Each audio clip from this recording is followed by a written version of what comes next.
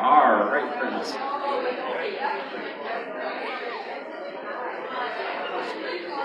If you'd like to find a seat, grab a cup of coffee, grab a bottle of water, a snack if there's a few of those up there. And Kossi's going to be updating us on WALYM as they're getting ready to head back to Togo, we've been going back and forth. We're ready to head to Togo for a longer period of time now. The things that they have in store there, they've got a lot of big vision and looking forward to what the Lord will do in and through them. I was told as well that after service is over, there's going to be some folks gathering with Kossi and Alisa up at Roadside up in Plymouth. You guys know where that's at, right? So if you'd like to join them for lunch, you certainly can. And again, if you'd like to help with all these things loud, some of the ministry expenses that he's going to be talking about, I see the box is gone, but we'll mark it on an envelope. We'll be sure to get it to them, and they would love your gratefulness or your help in that regard. Kossi, if you'd come, I'll let you have the floor and do what you need to do. Thank you.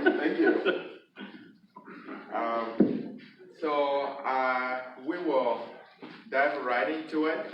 Once again, I know you can do a lot of things with your time, but some of you decided to stick around, and we hope that we thank you so much for, and even those also watching online.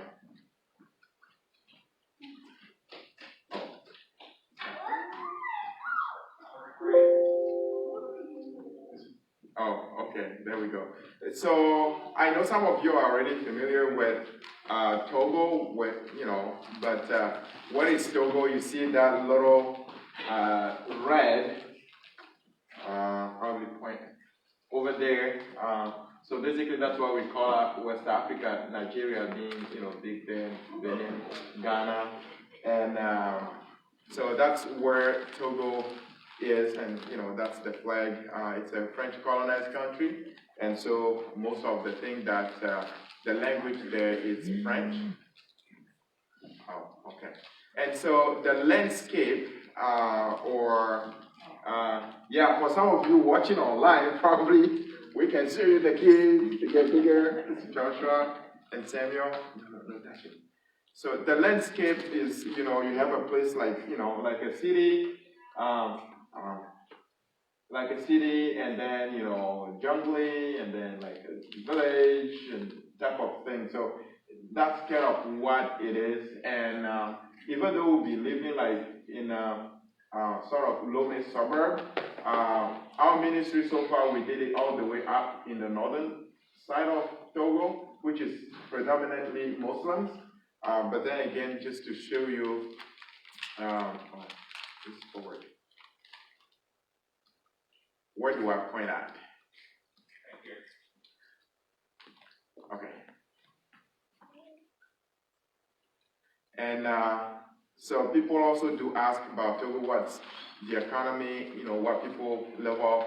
Mostly it's agriculture, but also we have, phosphate, cotton, cement that is exported to other countries, and also market-ish business. People sell on the in the market. So another way people make their living.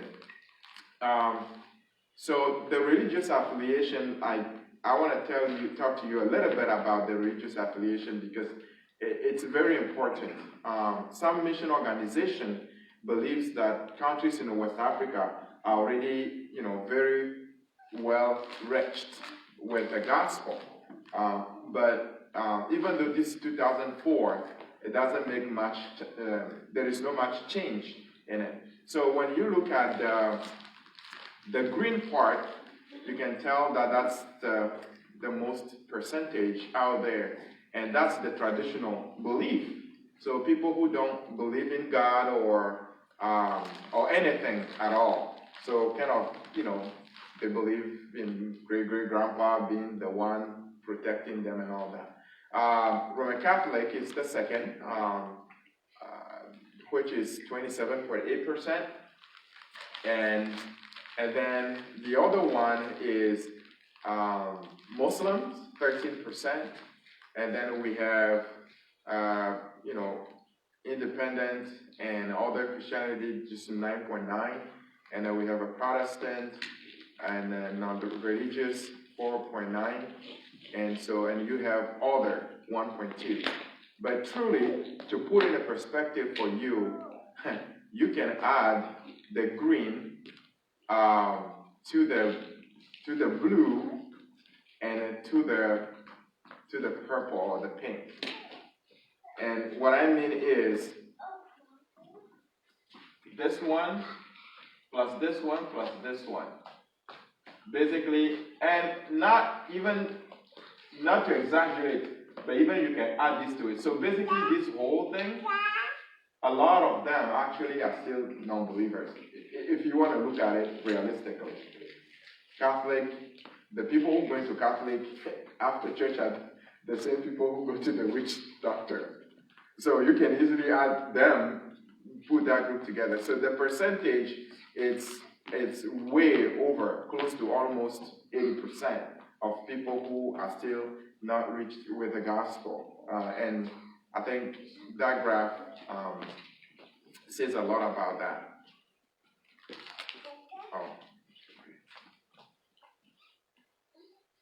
So from the religious affiliation, let's look at the age and the age breakdown.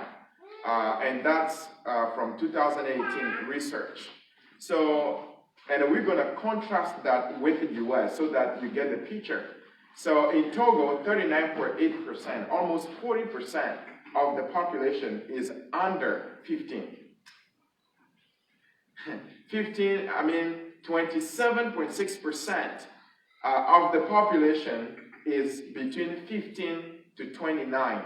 So if you do almost 40 plus almost 30, almost 70% of the population is at 29 below. And 30 to 44, it's 18%, 45 to 59, 9%, and then 60 to 74, even 75 and over, look at the percentage. People don't live longer there. And it's just like, it drops. Compare that to United States. Under 15 is at 18%. And between 15 and 29, 20%. And then you look at even from 60 to 74%, I jumped, but from 60 to 74% is a 15.5%. Unlike Togo, when you look at it, this one, bring it back, right? So that's for Togo. The first graph is way up, US is down. So not many people, who want to have more younger kids in the States. But what is the point? The point is we've been so much into youth ministry, and that's the evidence that a lot of the people, actually, the population is young. I really do like what all the mission organizations are doing. Some of you know about me. I was really getting my education to train pastors and leaders, and I'm still doing that. But the reason why I believe there was a shift in my focus is because these are young people who likely going to make some bad mistakes in life that will affect or impact their life for the rest of their lives. So it's really good to kind of take the gospel to them, discipline them to be able to minimize some of those mistakes. And besides, whether we want it or not, in the next decades or even in the future, they're going to be the one becoming the next politician, the next leaders. And so it's important for us to really pour into those people. So we have the opportunity, I have the opportunity to take some of the interns to Togo. Some of you who signed up for our newsletters, you get, some of this, some of you did.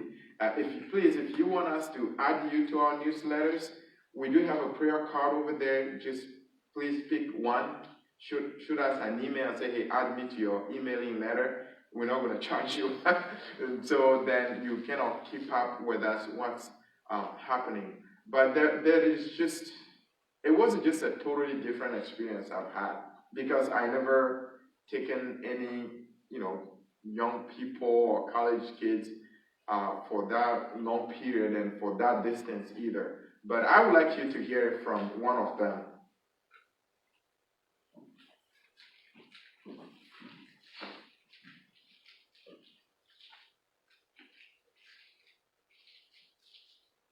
With WALYM on an internship for about 4 weeks.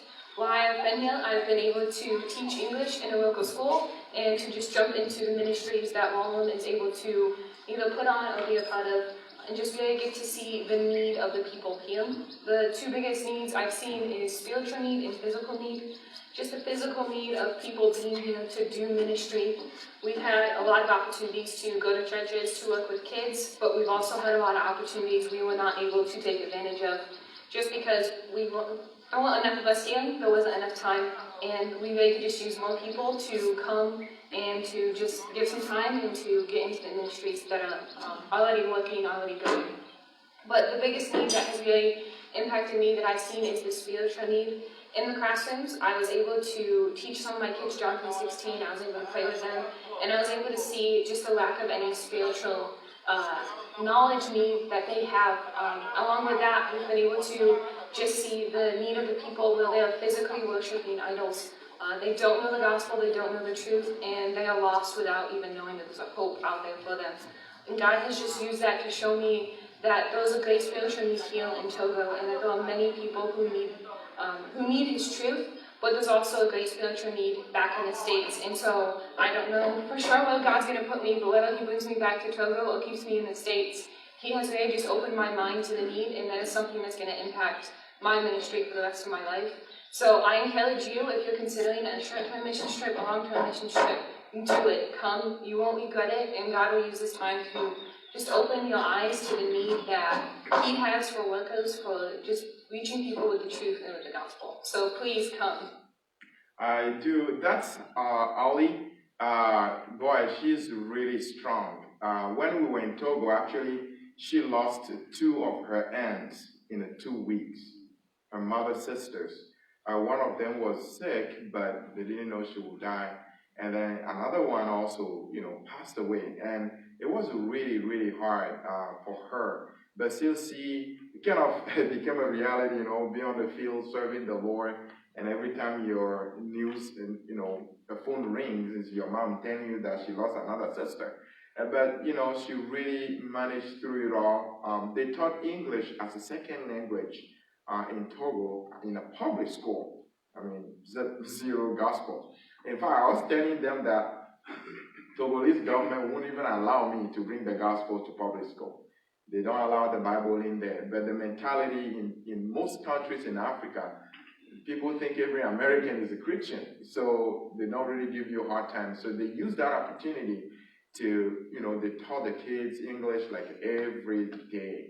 And so they use that to present the gospel and also disciple them. And so, they were going there just to get internship done. It's a requirement, and do some sightseeing or some tourism, but it ended up being like a serious deal as God used it to really work on their lives. And it's good. Jesus said, if we bear our own testimony, how credible is it? But the Father testified, about me. So it's good for other people to go there in Togo and, bring some of these updates from their own perspective. With WALYM. And so some of the examples are also here when they're teaching in the class. We started them with interpreters. And then there came a time I said, guys, you are TESOL majors in college. TESOL is teach English as second language. So basically they teach us not just English, but they can teach any grade. But you use that to be able to present the gospel. So I said, I think we need to remove the interpreters for you to just talk with the kids. The idea really, it's like, we're not sure we can do that. They understand. But it was really amazing how when it comes to presenting the gospel, they find out that even language is not a barrier. The kids still saw Jesus Christ in them, through them. And so, the second week of teaching, they were just by themselves with the kids. And, they give them the kids the exam, and some of them actually passed those exams that they were really surprised about. And part of the ministry there, I told them when I was sort of recruiting them from their college is we just want to focus more on young people. There is just so much going on that they are keeping it in, they are not saying anything about it. Our pastors are not well equipped to really counsel or sit down with them to know. So it's like a very marginalized group, those like from 15 to 29. And so they got there and they did most of it in school, public schools, and also not just that, even within the church.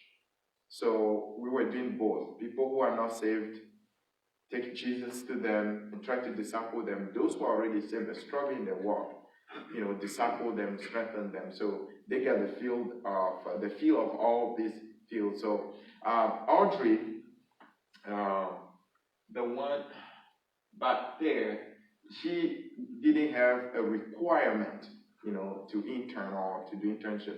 She just wanted to go and do ministry. She asked me, I don't have any requirement, but can I just go and just share Bible with these people?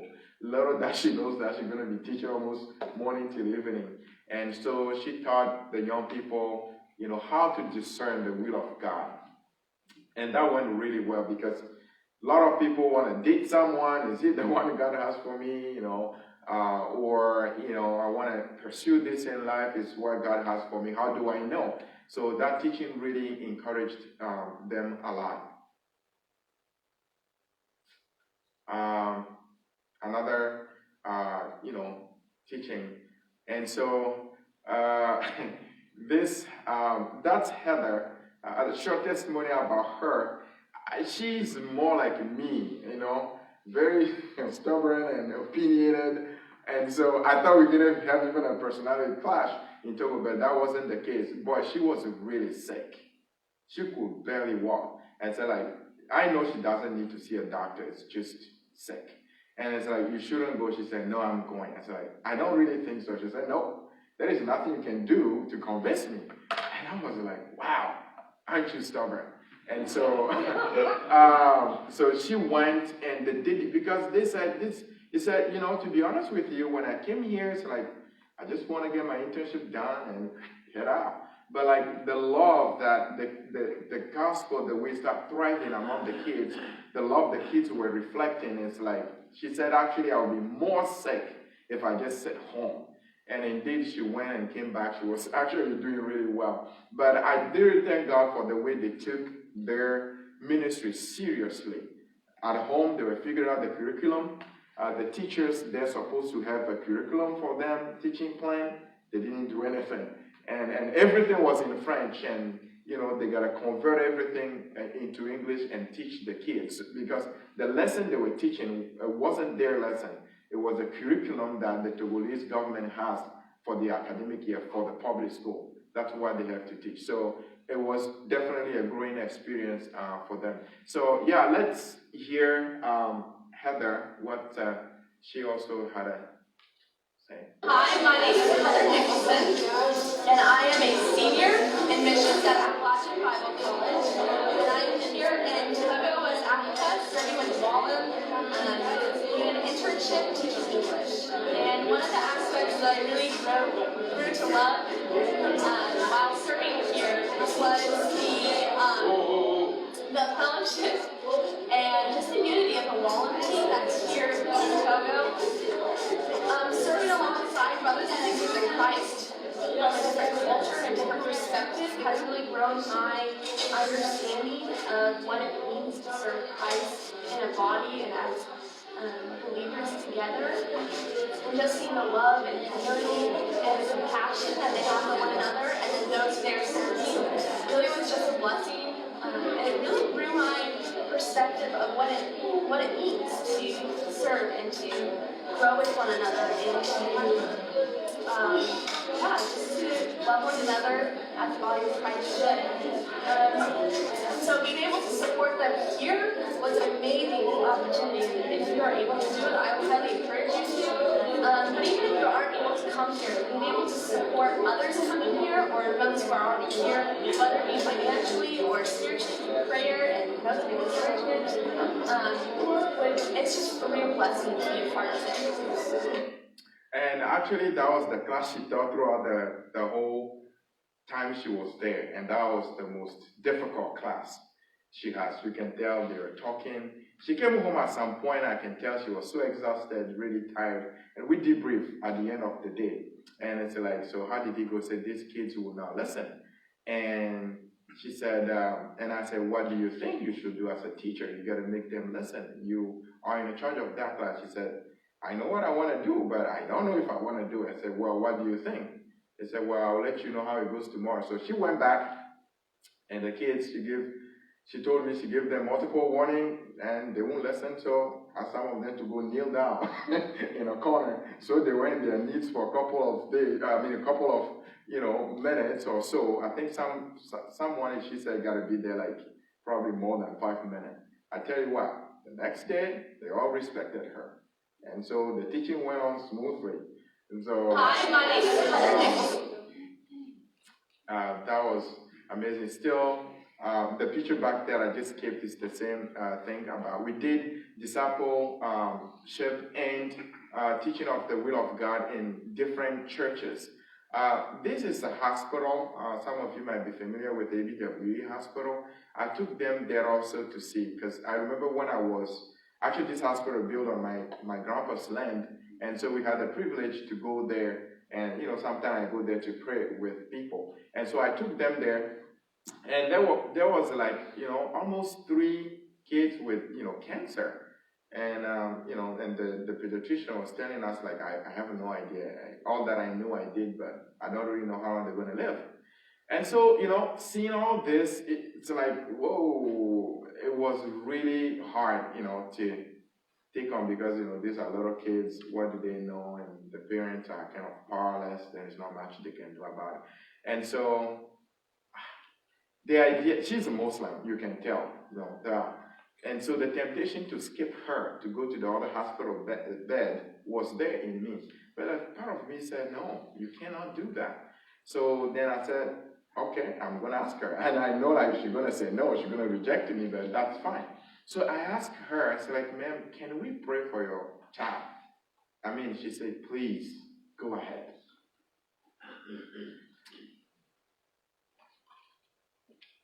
Sorry. Boy.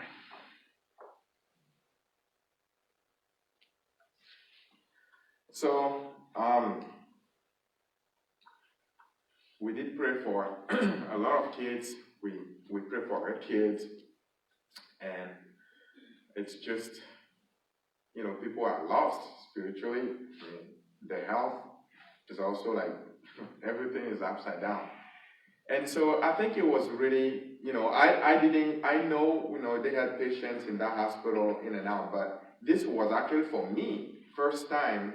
I grew up around that area, but like this was the first time that they have 3 kids, one with liver cancer, one of them with lymph node cancer, very swollen. And then I think this is the one with the liver cancer, and it's like, I was confused. So, but by praying for her child, is also a way of sharing, Christ's love. And so, I think it was Heather. She mentioned a little bit about how people are still worshiping idols. And I told them some of the things that you see in pictures you think is not real. Let's go find out. And so, we went to part of Togo where still is like back in the days, like the town is so dark, physically dark, and so is the spiritual conditions.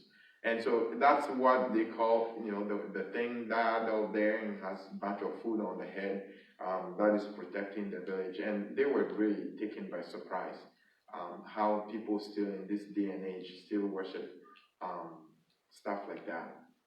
And I think we're going to hear the last testimony from Audrey, who was also one of the people who were there. Hello, my name is Audrey, and I'm from Appalachian Bible College, and I came to serve with West Africa Leadership Youth Ministries for 4 weeks. The people I came with came to serve in the schools as TESOL majors. However, I was a little bit different. I came to serve the people of Togo. They also did, but I had the opportunity to work with girls groups and children's groups, and also do some teaching about what is God's will and how do we have small groups, because I think we're all searching for that as Christians. And so through those seminars, it grew me so much more. And one thing that has come to life for me is in Matthew 28, when it talks about how the laborers are many, the servants are few. And so just realizing how much here they want to know the gospel, they are desiring that. A situation that happened is I had the opportunity during the 4 weeks to teach a Bible class, about 4 hours a day. And when I was teaching the Bible class, they had me stop in the middle of the class and pray with them to accept Jesus. That's rare. And there's a hunger, there's a desire. And so you can also help with that. Some are sent, but that doesn't leave you out. That doesn't exclude you. You're to send too. And so whether that is money, yes, that's helpful, but prayer is the biggest thing.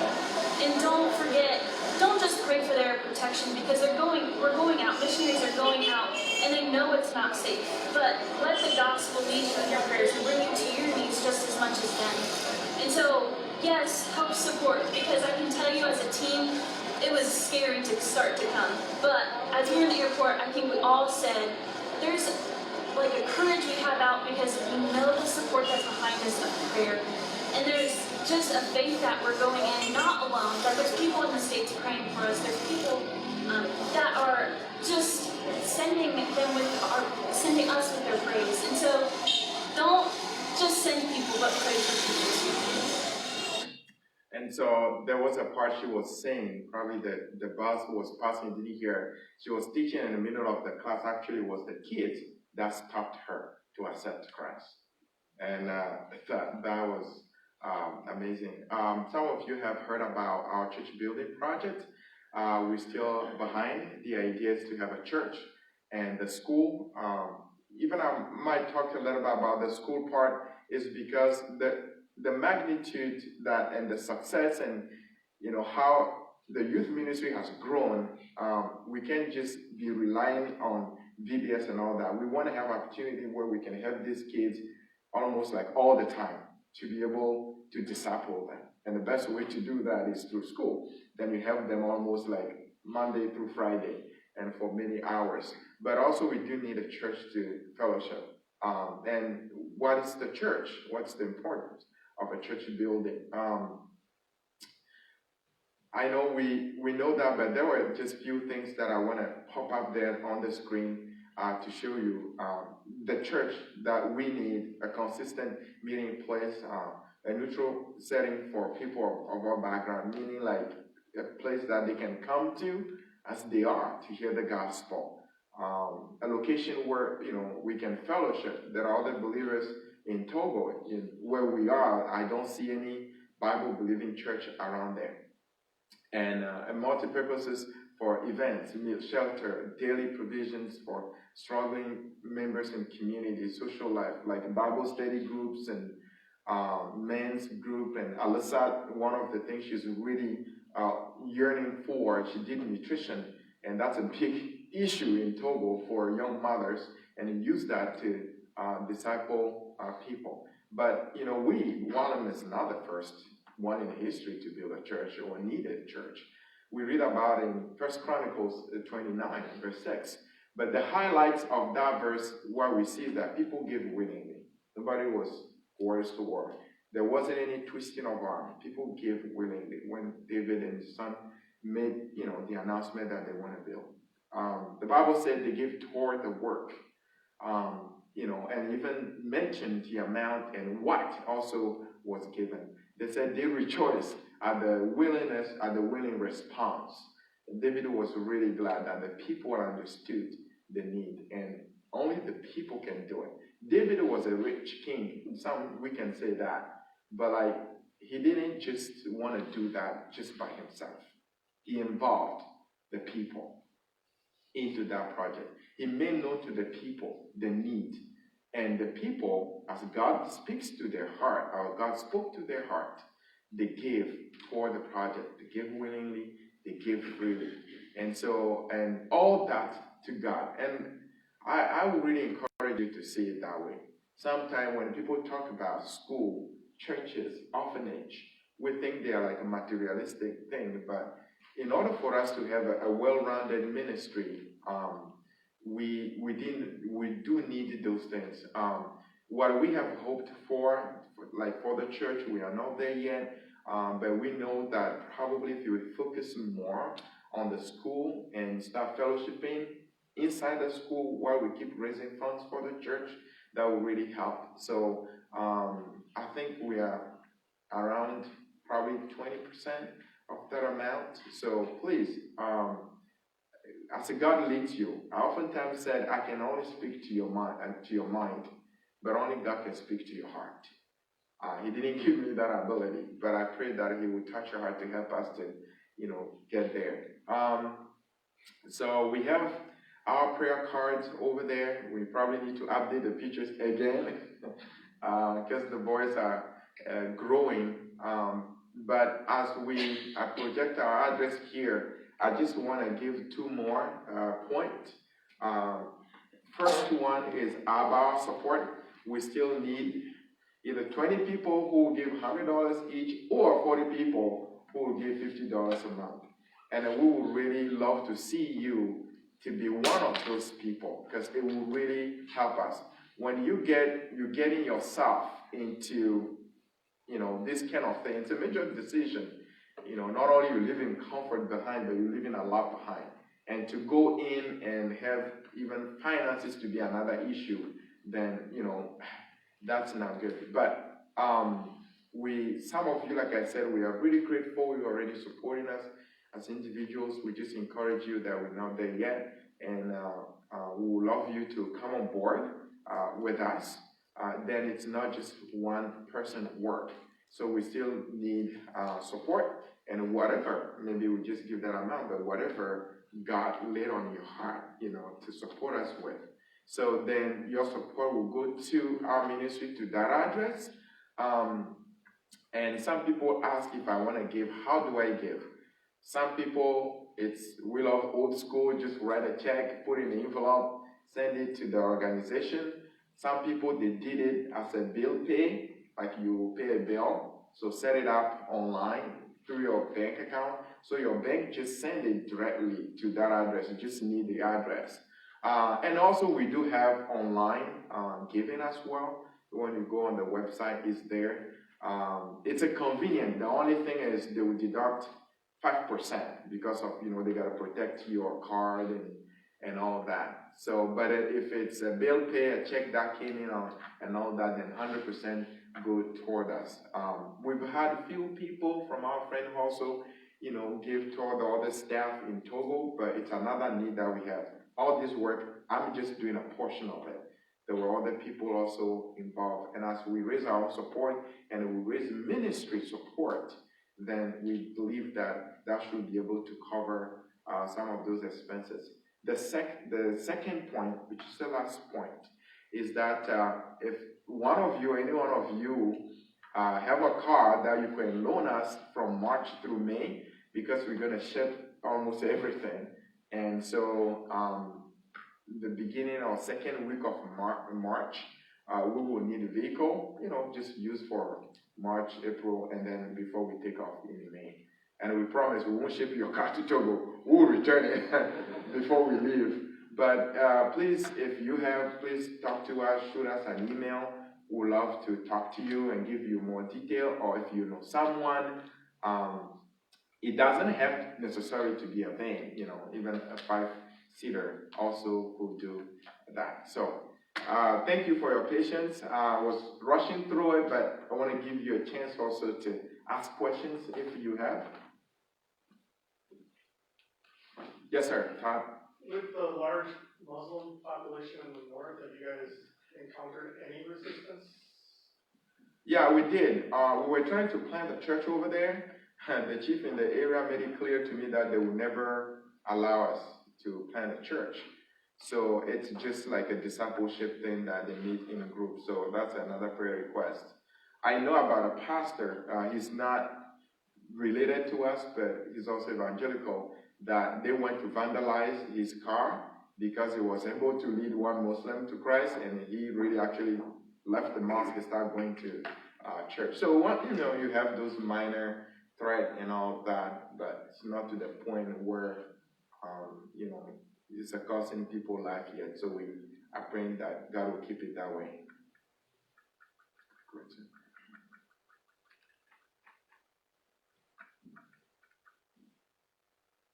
Any questions?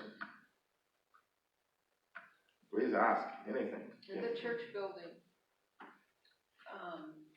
that is going to be the church and the school and the meeting room, all it's going to be in that one building? Originally, that was the plan, but our board believes that because it's a one giant big building, the cost was way too much. But if we separate them, then it will be less. And indeed, when we did it, in the US it doesn't make sense, but over there, because then the foundation alone has to absorb a lot because of the mass of it. But right now we have the church on the side, and then we have the school on the side. And another also reason that I didn't mention is because even though the school is going to be built on it's a Christian school, on a principle, biblical principle, we still want, even if a Muslim want to bring their kids to that school, to be able to come, for us to minister to them. But if it's inside the church, a lot of people actually will not come. They would think it's just some cult, the mentality. So we're doing two separate things. So the picture is what the church Gonna alone look like. is going to look like? Yes, at the end. Wow. So inside the church, then we're going to have, actually the church can sit up to 500 people from inside, and some kind of balcony on the top of, inside, a little bit above it. What I want to say. Then the school, the K through 12, that will serve as the sort of the Bible Institute. In the weekends, when they don't have the schools, then people can come there for Bible study and all the training. And then in the long run, as God leads and provides, then, we'll have an orphanage. Like I said, in order for us to have a well-rounded ministry, I believe a church, a school, and orphanage is needed. I mean, I see so many things about, trafficking, about some abuse that some of them I can't even explain, put into work. So we are being very careful because we can't take a whole lot on. But so that's why we're doing a step, by step. But all those are actually needs. So the 150,000 is just for that one building? Yes, but then the idea was that part of that money, we'll use it to build the foundation of the school and have a temporary structure on it. I'm not sure when you were in Ghana you saw that or not. It's they are about to build it, they did a foundation, then they have the pillars, then they have a thin, roof on it. But that's what we want to do. But like I said, we sort of shifting the focus that we actually will focus more on the school because we'll be able to use it for the church too while we're still building the church. Over there, for those of you that don't know, Paul and I met with Kossi here last couple weeks ago. They had talked about the fact that a church building might just be posts and tarps, and that's a church building for them, and they get by with that. And so the school itself, as we talk, might just be some trusses, a couple of poles, and a roof over top of it that's completely open, but they can still use it as a place for the people to gather. They just need a central location that's protected from the rain, correct? Yeah. So because, the ideal is to have that front end, that amount. Then it will really put us, probably not finish all the church, but get it to where it needs to be, minus the minor, like finishing part, like, the PA system and all that. I'm not part of that. But again, we're not there yet. We hope to be there, and we'll be able to do the part of thing and kind of explain to people that, now that you can look at it, this is what it is and this is what it is. But right now, when people are doing it, it's like, where is your money going? What is it going to do? Sort of thing. I don't want to be argumentative, but you said 500 people it would seat? Yeah. Can you explain to me why so big? Why 500 people? Are you anticipating? Go ahead. Probably you can put it in a better word. You asked that same question, right? I did. Yes, go ahead. You can go ahead. No, please help. I asked Kossi the same question a couple of weeks ago because it is a rather large structure. Part of that, if I remember correctly from our conversation, there was classrooms inside the building on the one level. Mm-hmm. We talked about the balcony. So that's the main seating area plus the balcony. You have that number of people.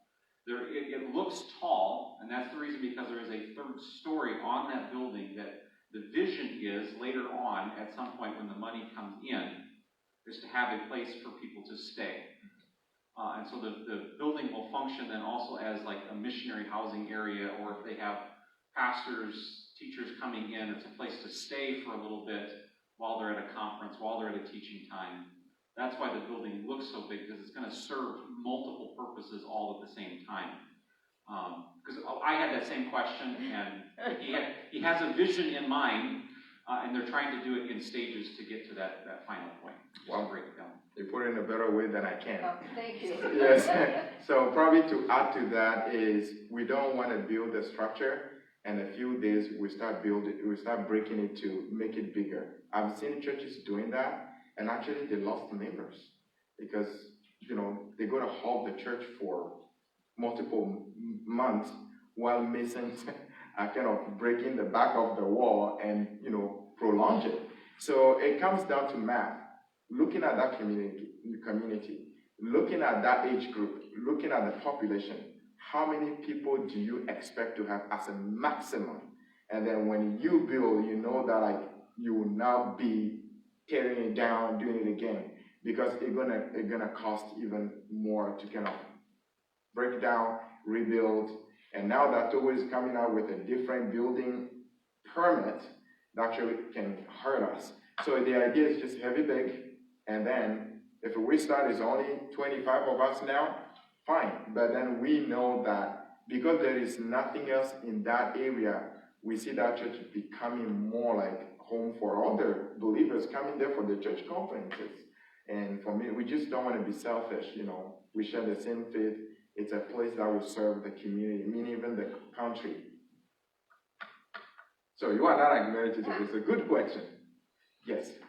So are you building right outside the city, or how do the people get there, or are you right in? Which I have that on land, you must be right outside. Yes, we are outside, almost on the skirt of WALYM, the city, and actually there is a very nice road.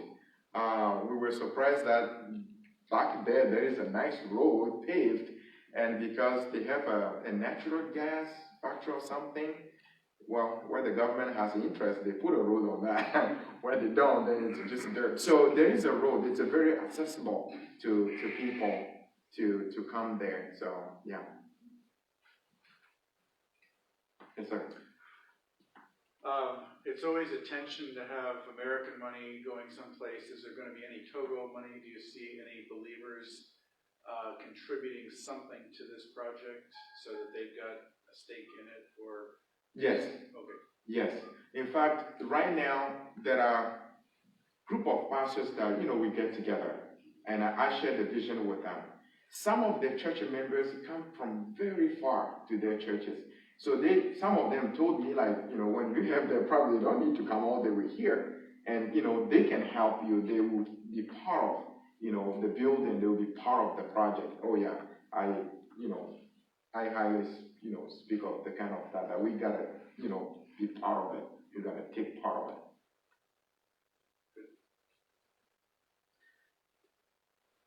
Yes, I saw a hand. Yes, ma'am.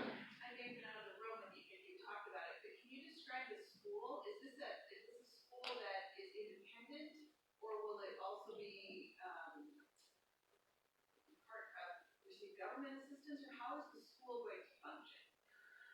Very good question.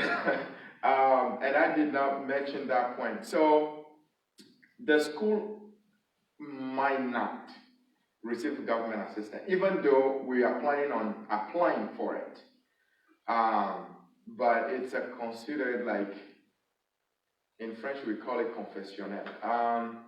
Sort of a private school, yeah. So that's that part. What kind of school is it? It's 2 schools in one. From 7 a.m. through 12:30, academia, normal school. But then in the afternoon time, it's going to be skill-based study. French colonized countries in Africa are struggling even much more than English colonized countries, simply because you see a lot of people with big degrees, but zero skills. So the poverty keeps spreading simply because people have these big papers, but they don't really know what, you want to hire us, like, what do you know? What can you do? It's like, well, I have a certificate. I know, but what can you do? It doesn't, zero, it doesn't exist. And so it's using also this to sort of build entrepreneurship at a very, lower stage. There are people who are working for us, plumbers, electricians. I already talked to them. I said, what if just 2 hours in an afternoon, 1 week, you come and teach kids basic plumbing, or electrician, basic electricity, or mechanics, how to change oil for car. And they said, we would love to do that. If people ride motorcycle every day in Togo, they don't even know where the drain plug is. I'm not kidding you. So it tells you, like, so we want to have it like a school where, yes, we are into academic, the kids can grow up there and go to college and become a doctor, yeah, but then something that you can support yourself with. A lot of people don't know it, but when I was in high school, I put myself in a mechanic shop to learn, how to fix car. Now the problem is, when I came here because of school, I haven't been practicing it a lot, so I forgot quite a bit. But sometimes you can ask Alisa, it saves me money, some little thing I fix on it. Maybe I might post a few photos on Facebook, Joshua and I. But you get the idea. That kind of school we want to have. And it's going to be under the church, but it's not going to be super like a Bible institute. Because it needs to be a little bit independent so we can have all the people coming in to be able to serve them. Will government aid mean government supervision? Will they intrude on or force you to do things if you're getting aid from your government? Yes. If they did approve the aids, then it comes with a string attached. So there are various of them. Right now, since they didn't give anything, we're looking forward to apply. The only thing is the regulations that we have. For instance, the size of the classrooms, we got to respect that. They give that measurement. The number of students in a classroom, they give that. Your exams, you want to register kids going to exam, you're supposed to register the kid through them. So here I don't know what school district do in the US, but over there, that's the job of the school district you're under. So the government hold the school district accountable, the school district hold you accountable. So time to time they visit, is there a toilet, people selling food to the kids, do they have like vaccination and all that. So those lot of things we gotta follow, but right now, they can't force us, like if a boy wanna date another boy in our school, you have to submit to that because it's a no. We've made it clear that it's a school based on a Christian principle. We're not trying to be prejudiced, but we can't hire a Muslim or Jehovah's Witness to be a teacher in that school. Because you are a teacher, but you're also going to be an evangelist. So we were kind of upfront with them so they know where we stand. So hopefully we wouldn't need their money with their string, whatever that is, attached to it. So they would not put restrictions on the material you could teach or the staff that you could have present. They would not restrict that on you. Correct. Okay. Because we decide to be private, yes, and they are not funding us. Now, they give like a national curriculum. So like, let's say you're teaching biology, I'm teaching math, even though you are teaching biology in Lome, the South, another teacher teaching biology in the North, you're gonna have the same curriculum. It's just, you might have your own lesson plan, but yeah, we gotta follow, because it's a national exam. So if you don't go according to that curriculum and wanna teach your own thing, then your kid's gonna fail. Now, like these interns, what they did, they used John 3:16 to teach grammar. Pick up a word there, break it down, synonyms and those kind of things. So we can still follow the curriculum, but the way we break it down to our lesson plan will incorporate Bible and other resources in it. Yes? Will it be funded by tuition? Will students and their families have to pay tuition, or how will it be funded? Yes, it's going to be a tuition-based school. Our prayer is that we will have some resources aside especially for orphans. Right now, we do have orphans, just we don't have the orphanage yet. But like those that we know, they don't have the resources. And I've seen that personally a lot. Parents who, it's not that they're trying to take advantage of youth, just they can't afford. It's $75. I'm telling you, put a kid through school and even put a clothes on him. Imagine that. And so, but some parents do have money, they have the resources, they will pay the tuition, they have to pay. But when we know that, the privileged kids, they can't, then we'll see how will we go about scholarship. In fact, our pastor's wife, Mary, she also gave us the idea that would it be good to kind of put the school under Compassion International. So sort of people can adopt some of the kids, like sponsor the kids to go to school if they choose to. So we might look into something like that as well, but it's a tuition based, it's not going to be free. Yeah. Follow up to that, so $75 is that for the annual cost, or $75 how much is, what is that for? For trimester, they go there by trimester. So that cost, that covers the tuition and school supplies mostly. Yeah. It's not mind-boggling. How much you pay in America for your kids? Yeah, but we know it's not the same place. Different. Togo is very well, but you get the picture yet. Todd, did I see your hand some time ago? I was just gonna ask if you're teaching your boys French. Oh, yeah, we'll work on that. The thing is, kids do learn from each other a lot. In the house, I try to speak them French, not as much as I should. But and also, while you say that, we are no longer, probably in our previous newsletters, we've mentioned that we'll be going to France to learn language. We're no longer going to France. We found a school actually in Togo that they teach French. And so we'll go there and Alisa will just learn from there. I might need probably to polish my teaching side of French a little bit. I can't forget it, start learning it from childhood. But when I preach, some of the pastors told me that English word comes too much in my sermons. And I did not know that, but, to my defense, I started from Ghana, an English-speaking country, and then the U.S., so I might do that, but not so much. So it's a good that at least that almost 16,000 saved, which we don't have, that we don't have to go to France, but go straight to Togo, while Alisa is adjusting to the culture and finding groove for her kids. I'll be more to start helping those who are already, working out there. What are you shipping besides your car? Everything? Well, you have to keep household goods, otherwise you won't be able to have a place to live. Right. So mostly, I think kitchen stuff like cooking and all that. We're not shipping any sofa or anything like that. Towels and few clothes and cooking utensil. Mainly, and it became a lot because if some of you who tracked the vision all along with us, is like we be like a mission. We're going to be having teams over. When I took the interns there, it was a challenge. There were things that I was prepared for, and there were things like, whoops, we don't have enough plate or enough cup, or some people even don't have a bed sheets and have been sleeping in bed for 3 days and they never said anything. So, come on guys. They said, no, it's fine. I said, no, it is not fine. I have 1,000 things going on in my mind.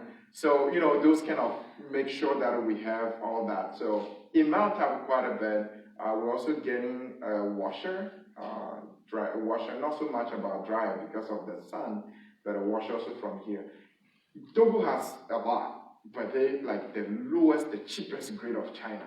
You use it for 6 months. But also you pay the same thing. You pay for it here. So we decided to ship some of those stuff there.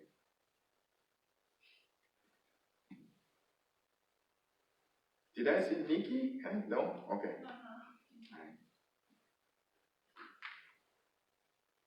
So what's your estimated cost of shipping this container?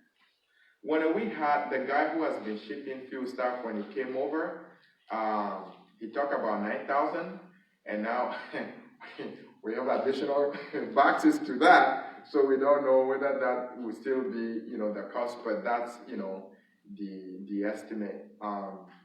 Normally it would have been enough because we have someone who, out of that 9,000, when we told them, they give 3,000 toward that. But because the box went up a little bit, and so I don't know whether that will make a difference or not. But that was the code that, we had. And tell me you put it in the car. Huh? Tell me you pack Pack it all in the car. Oh, that's how we brought it down to that price. But good idea though. So they come, they said they will ship your car empty. And it's like, why? They said, well, if you want to load the car, then I'm going to charge you differently. I said, why? They said, well, because of, duty and custom clearance. And then I said, but you're going to put your stuff in the car. You're not shipping an empty car to Togo. I said, yeah, I'm putting mine in. I said, look at you, So we give you empty car and you load it out and we don't. So we told him, no, we're loading it up. And some of the stuff probably are more, secure to be. So we have agreed on that. That's actually reduced it considerably. Yeah. So one thing that God did in addition, probably find a testimony if you're thinking about a question. When we were in Togo, there was a brother that told us we could rent his van. And so I said, okay. So the time came and I was calling him, I couldn't hear from him because we were operating on a very limited budget with these interns. And so we get there and I call him again. He's Togolese, but he's a nurse in Iowa. And I said, and he has church, and so they have I think a 15-seater van. And I was like, are we renting your van? What's the deal? We are about to leave. So finally, we were actually at the airport. Then he said, yeah, you can have it, but there is something wrong with the radiator, and if you don't mind helping with that. And I said, okay. How much are we talking about? I said, no, I don't think it will be over. It will be probably less than the $200. Okay, that's not a problem. We want to rent it. He said he won't rent it for us. Now he said, well, that's the way we can contribute, no problem. We get to Togo, the mechanic fixed the van, and they said, well, now it's ready, which is almost 2 weeks later. And then he said, yeah, you want to use the van, bring about $750. I was like, are you kidding? So what happened is, boy, I feel terrible saying it, but even at some point, we had this little car in Togo. I put even some of the interns, we loaded the car, tried to avoid the cops. Some of them even back in the trunk. It's SUV, so it was like, drive to the roadside, then stop a taxi. Some of them will hop in a taxi, they go to school. We were doing, it was crazy. The worst part, we were going to church one Sunday. We rented a taxi, so some of them were in the taxi in the front of us, and then the little car was driving just quit. And so I don't know what happened. And so I said, guys, I think we need to push the car. And so you mean we or just ask the girls? I said, well, if you know how to drive, then I'll push. So I felt really bad seeing them, pushing car in the mud, in a Sunday dress. One of them looked at me and I said, I never push a car in America. But this was interesting. I said, I'm sorry, just don't go tell your mom. But as a joke as it is, it really bothered me. Especially that on one occasion, because of the car situation, they were really late to their class. And that they were really angry at me, understandably, because they're supposed to be in class 7 a.m. and teach for 55 minutes, and they lost almost 20 minutes out of that teaching time. So, and that was the one where I said, Lord, please, you please help us. And it was just almost an unspoken request. And so someone was asking me about the trip, and I just told them about the part that really I wish didn't happen. They were very, the interns, they were so gracious and patient with me. I got to get up 5 a.m. to cook breakfast and then, lunch. And so I was the driver, the pastor, the cook, everything. But they were gracious for the car thing. But as I was talking to this individual, it's like, that's very horrible. We need to get you a van. But praise the Lord, they got us a van, 15-seater van for the ministry in Togo that will serve both the school and the church. Those times you are praying for one thing, but it's like God decided to give other thing. But we really thank God for that. It reminds me of Moses asked God, show me your glory. God said, I will show you my goodness. So probably it's not the glory you need, it's my goodness. So as much as we want more funds for the church, God also knows that we need, a vehicle that when the people come, they won't be in a trunk. That's not good. But anyway, yeah. If you have questions, I will take more other than that.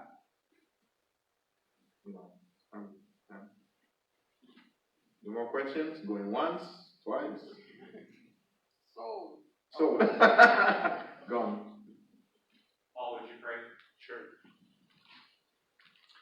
Lord, thank you for what you're doing in Togo, and we're grateful for Kossi and Alisa. We pray that you would help them with decisions as well as supply the needs, and Lord, for the funding and all the things that you've spoken of today. And we thank you for the openness of the young people. We pray for just a good direction, and that his staff would be solid, and that the government regulations regarding the school might be reasonable and not controlling.